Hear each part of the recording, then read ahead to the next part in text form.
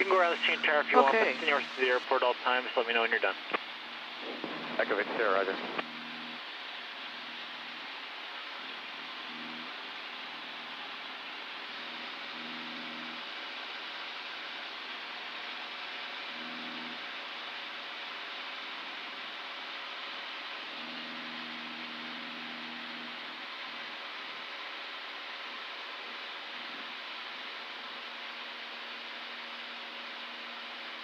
Good. Okay, so whenever you're ready, you can switch frequencies, make a radio call, let them know where you are and where you want to go. And do I set it the next one to what? Leave it. 133.6. We're going to take care of it once we get back, right? Yeah. So I'll tell you another way of taking care of that. We have two comms in this radio. Yeah. So you can actually use the second comm for your ATIS. Okay. That can still be there because we ultimately got to talk to City Tower, right? Yeah.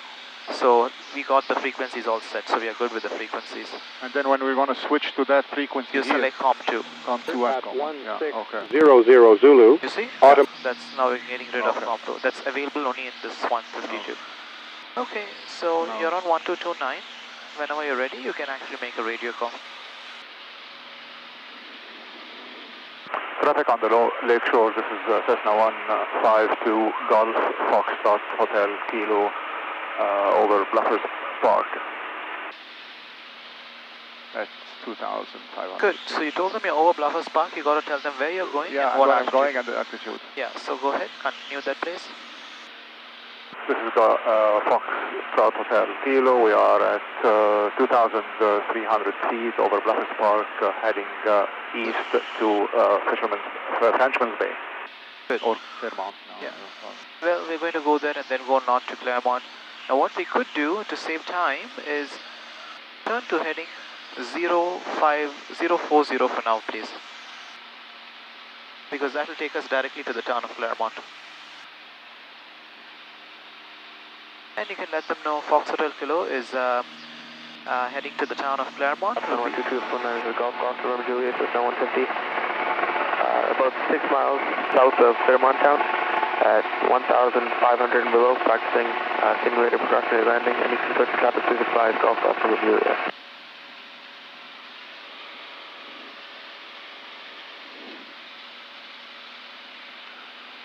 Traffic on the...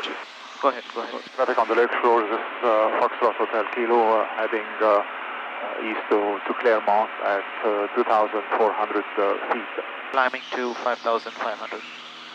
Climbing to 5,500 feet for airworks. Then go from Juliet, this is Fox Hotel Kilo. Just wondering, how is it out there? Are there any ceilings or is it just misty all along?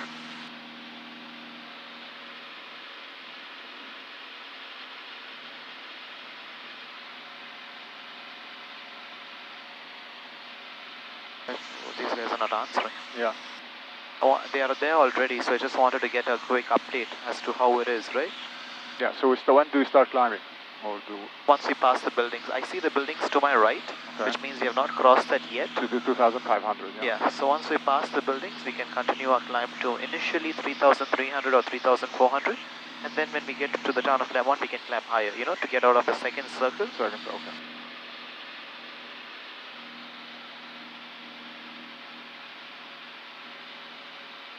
And, you know, in this aircraft, they also have, you see the speed recovery procedures posted right in front of you? The same thing that we talked about, but it's right there as well posted so you can, you know, not forget it. Watch out, watch out, watch out.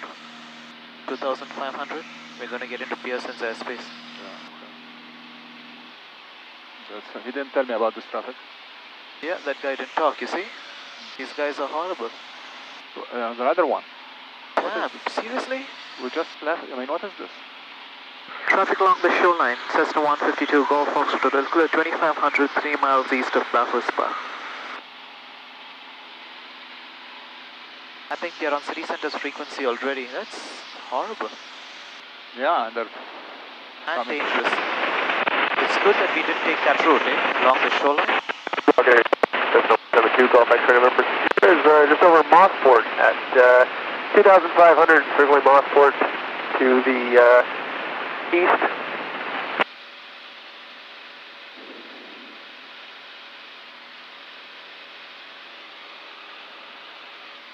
So we passed the buildings or not yet? Alright, we put 2 buildings behind us. The 2 buildings are to the right. So let's turn to heading 035 right now. And once you turn to heading 035,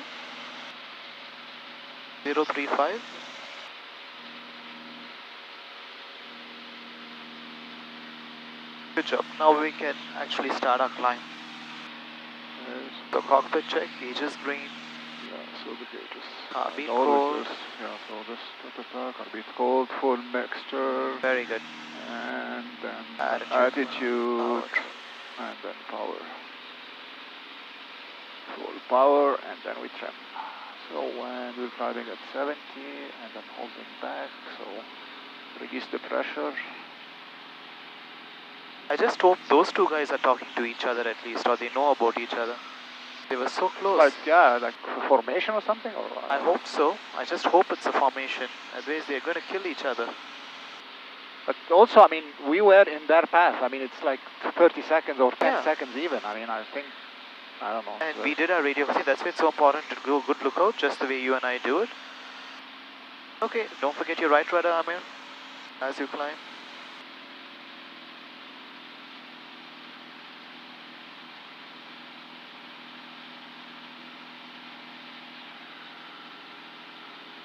And we're climbing now 3,200 feet. We'll stop at 3,500. 3,400, just be on the safer side, yeah. Okay.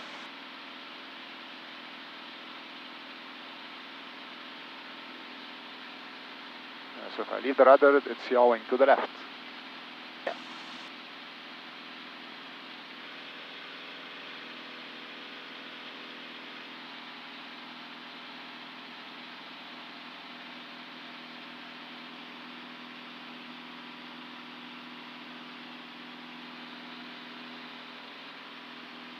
Okay, so?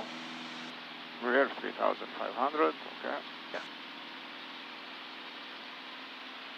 So look out and then attitude, good, power, and trim. good. 2,300, so goes down a little bit. Okay, Amir, so we are at a sufficient altitude right now to practice our stalls and slow flights and stuff. So as we get to Claremont, let's do a quick practice of, slow flight. So whenever you're ready, get me into slow flight with 20 flaps. Okay, so we'll, first of all, we're over 2,000 feet, the height, and we're not clear because there are towns underneath me and towns on the left. That's right. So we're getting there, which would soon get us clear of the populated area. So we can continue with the rest of the procedures. By the time we get there, we'll be fine. Okay, so there's safety, everything is good. We're going to put it here. And the engine, so again, primer locked, master key, master on, and while you do that, don't gain altitude. Thank you. Altitude, altitude, altitude. Yeah. Good. Light on the controls. Because we are still in that zone where we have to be below 3,500. Okay.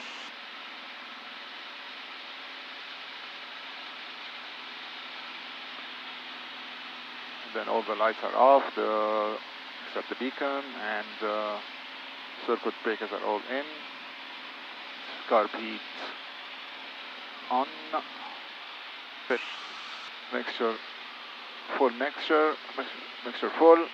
Okay, so I see the town of Claremont there to my left, just a little bit to my left. So just turn about 10 to 20 degrees, 10 degrees to the left so we can go more direct to the town of Claremont. Okay, whenever you're ready, show me slow flight. That's good, the setting should be good.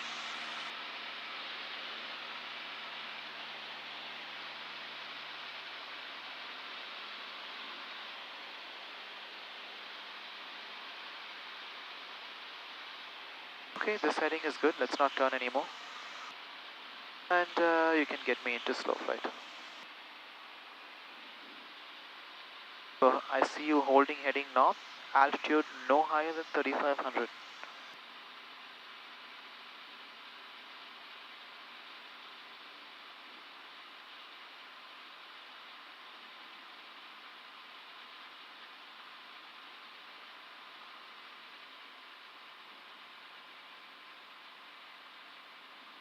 Good. When you're about 50 knots, what are you going to do?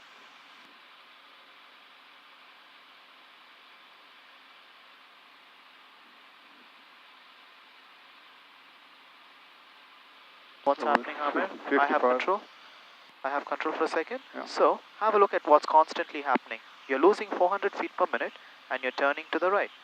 So we got to do something about it, right? Remember, 3500 is what we started, and all that you have is plus or minus 100 feet to play with. So the minute you start losing at even 100 feet per minute, we got to shove that power in. And there's, look, 200 feet per minute. That's a failure right there. So we got to start adding power. And look, we got 30 degrees. All that we have is plus or minus 10 degrees to play with. So we started at heading north. So what's the heading you want me to head? We started at heading north, so we got to stay at heading north all along. We started at 3500, we got to be at 3500. So we're going to add that extra power to compensate for the loss of altitude and get back to 3500. Good job. See, that's heading north. You took the pain of getting to heading north. Now hold that heading north by using rudders, holding the ailerons. Look, you're flying uncoordinated. So right rudder, right rudder, right rudder. Good job. Good job.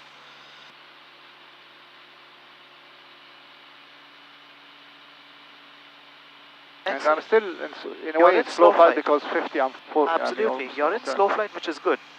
So, but we got to maintain altitude and heading, right? Outside, outside. Look.